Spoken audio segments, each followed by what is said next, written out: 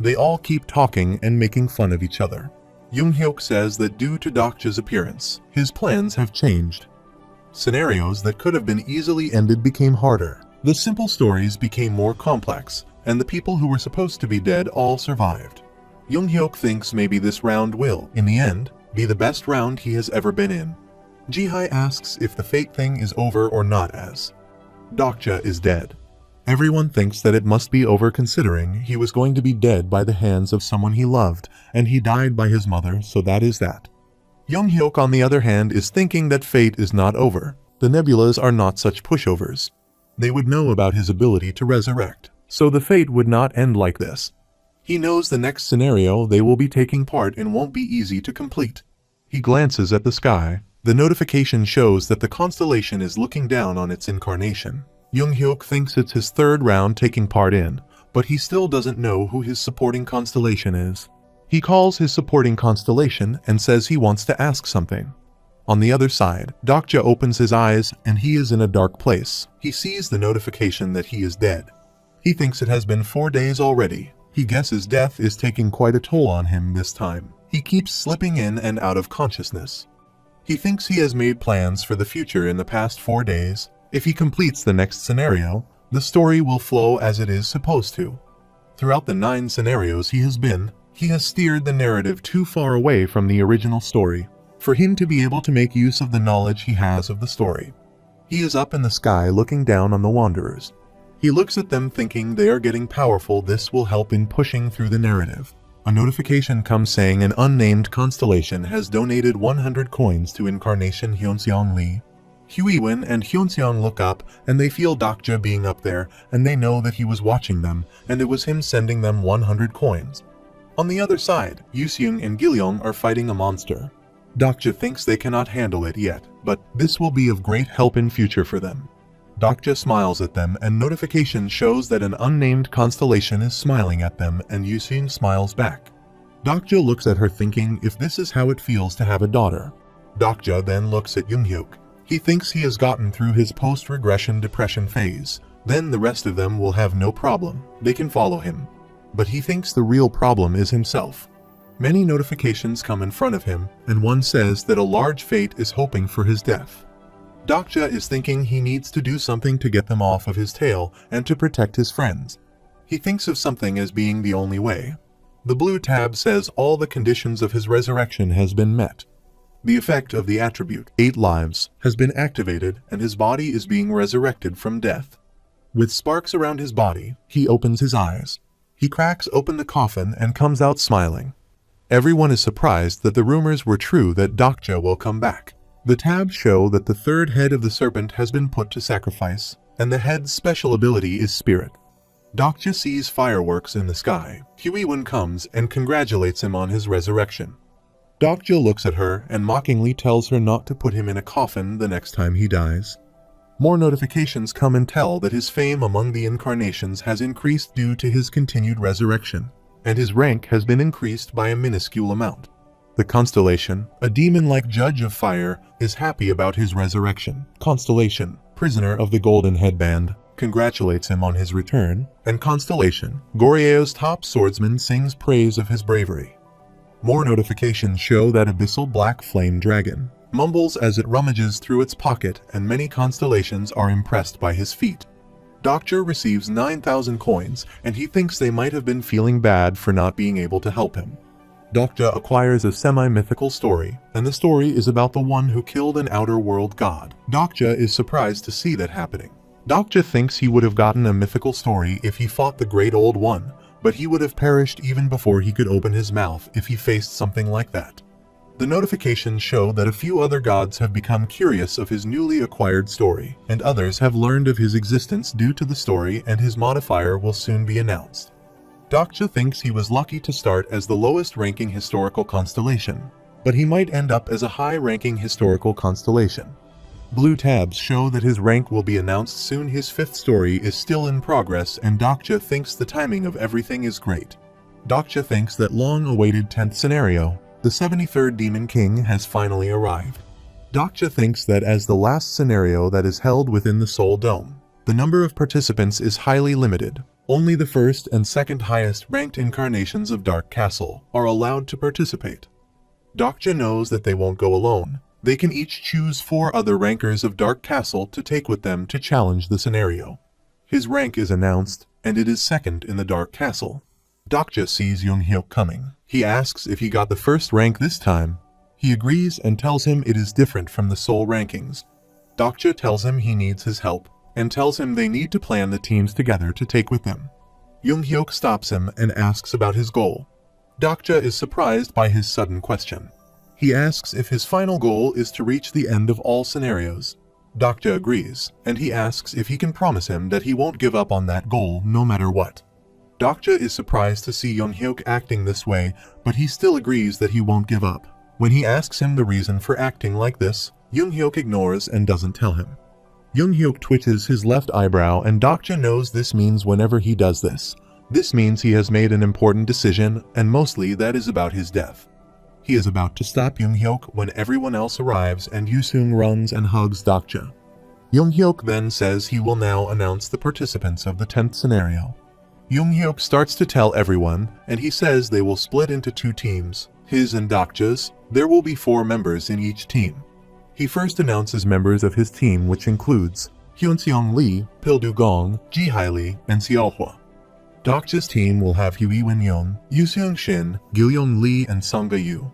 Dokja then asks Huiwon and Sangha about their ranks, considering only top 10 can make it into the scenario. Huiwon tells her rank is 4th, as Miss Baksun passed her rank to her, and Yoo-seung tells her rank is 9th, and Gilyong's rank is 8th. Hyunseong says his rank is 5th, and Pildu is not here as he went up to move up in his rank, and the same goes for Seong. Dokja thinks that only Sangha knows that Seong was the first disciple. Everyone asks that she is not on the list, and only 10 people can move up, so how will he take her? Dokja explains that even if there are only 10 people allowed, there's a hidden piece that allows them to take 1 more. The item can be purchased in a dark castle called the 6-man card. Dokja explains that the card allows an extra person up there.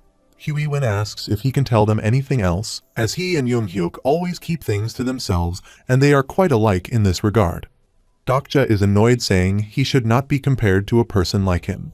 He asks if she has heard of a being called a Demon King. He further explains that there are a total of 72 beings who have been given the title of Demon King by Star Stream. Each of them has its modifier like the constellations, and each has dominion over their daimonic realm. Gilyong, astonished, says he has seen things like these in animes, and Dokja agrees. Dokja informs them that in the 10th scenario, they will be fighting a Demon King. Dokja knows that this is how he then explains the Demon King according to TWSA. They are constellations who refused ascension. They are constellations that chose to remain behind in the human realm in the literal sense. They mock the constellations who obsess over star signs and still reside in these lands which even the Dokubai abandoned, which is probably why they don't get along too well with the constellations. He explains that they were especially hostile toward the constellations of pure good alignment. It is their hostility that became the basis for the Dark Castle scenario. It was designed specially to satisfy the constellations. Dokja is dragging Seong with a rope, and she keeps telling him she doesn't want to fight a Demon King. He tells her that the 73rd Demon King is not even a real Demon King. He understands that there are only 72 Demon Kings who were given the title officially by Starstream. However, the scenario is called the 73rd Demon King, which makes him not a real Demon King. Dokja looks at her and says since he is called a Demon King, he will be stronger than most of the foes they have faced yet. But he won't be as powerful as the fabled Constellation, so they might win. Seong furiously questions about the difficulty being changed, and she asks if he knows this has happened before. She warns him if he keeps clearing up the scenarios, then they will all end up dying. She asks if he is aware that all the nebulas have it out for him. He agrees, but he says he has been preparing for them. When they reach where everyone else, they find them practicing. Seong asks if he knows the patterns of Demon King's attack, and he tells he knows all of them. Dokja smiles and asks if she still thinks that upcoming scenario will be difficult. Everyone welcomes him back, and he asks if all of them have moved up in rank, and Seong is surprised to see him like that with them. Huiwon informs him that they are all in the top 10 now except Ji-hae and Pildu, but they are also in the top 10. Seong questions if this happened automatically, which means someone above them died. She thinks something is fishy. Young-hyuk asks if Dokja will be taking Seong with him, and he agrees, while Seong hides behind Dokja. Notifications show that Incarnation. Young-hyuk has used a 6-man card and has made a special scenario participant. Young-hyuk puts the card in front and Seong comes out. Seong was surprised to see the notification that she was a part of Young-hyuk's team. She fights to see that, but Dokja tells everyone to get ready as they will be moving out soon. Both teams are ready. Dokja keeps looking at Huiwen. She asks why he is staring. He smiles and tells her he just finds this moment very moving. Dokja looks at everyone and thinks that this mix of people from the real and fictional world is something only the reader of TWSA can truly appreciate. He feels afraid of losing his people. Dokja looks at everyone, asking if they know they have a 6-man with them as well. A man shows up in front of everyone. He says Sejong also wanted to go with them. Dokja says he will be much more helpful to them now. He asks if he has talked to Sejong. Dokja replies he has talked a little, but in reality, he hasn't talked much. He recalls that his mother said to him that she trusted his decision. He thinks that after staring at him for so long his mother only said this, but he believes that they didn't talk much because the time hadn't come yet. He makes sure he will talk to her more once he is done with the scenarios. He then orders everyone to get going. They arrive at a huge building, and Huiwen feels anxious that the nebulas are so quiet. Dokja asks Sangha if she is still in touch with Olympus, and she tells him she hasn't reached them since 4 days ago. Dokja was told that there was a split within Olympus right now. They must be fighting among themselves because of what happened 4 days ago. Young-hyuk announces they have reached. Dokja looks back at Gilyong and Yuseung and orders them to do as practiced, warning them not to call the Chimera Dragon until he signals them. He then advises Sangha to protect Huiwen as the main damage dealer is Huiwen this time as well. He takes that all of them have trained enough. They reach inside and find a stone with 2 handprints emerging glowing white light from within. Just when they put their hands on it, a flash emerges out. With the flash, notifications come asking if both of them challenge the scenario. Dokja and Young-hyuk nod in agreement. A spark occurs all over the place, and with a whoosh, a red circle emerges. The notification comes informing that they have entered the new scenario era. Dokja asks everyone to be ready. Everyone starts moving forward. Dokja is worried considering they should have sensed the Demon King by now. With a ding, a notification comes alarming them that an error has occurred in the scenario. They all seem alarmed and anxious. Hyunseong screams that there is someone dead lying there. Young-hyuk comes, and as soon as he is about to touch the body, a spark comes in his hand. Young-hyuk confirms that it is a probability storm.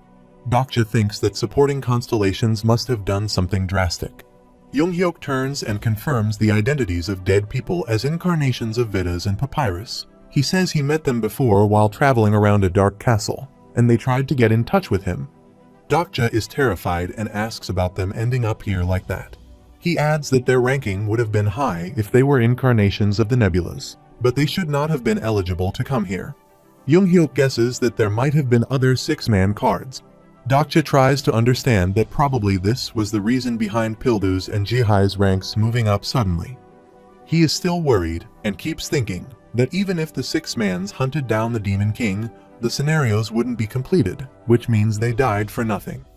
Dokja thinks that the nebulas were quiet the past few days because they spent all their probability of killing them. Dokja and Young-hyuk both suspect the same thing at the same time. Both of them slide and start running immediately. Looking at them, Dakibai is worried about their actions. Dokja and Young-hyuk runs, and they arrive at a hall where when they look up they find Dakibus in a circle in the air. One of them is talking that they should not have taken Starstream so lightly. He doesn't believe that one used Deus Ex Machina for something. Deus Ex Machina is a power that lets constellations intervene in the scenario by paying a great cost. Dokja is looking at them in great surprise while on the other hand, the demon is here, sitting on a chair with dark energy all around him. The notification shows that the 73rd demon is currently dead. Seong shouts if the demon is dead. Everyone is confused and questioning about the further events of the scenario. Dokja realizes that the incarnations who were not eligible to participate killed the Demon King with the support of the nebula despite the probability storm's aftermath. At one glance towards the dead bodies, it seems that the scenario has ended, but the Starstream's main scenarios are not that simple. The notification shows that Starstream has restored the scenario's balance. Dokja thinks that he remembers something similar in TWSA. Dokja still understands whatever just happened. Spark starts to eliminate the dead king.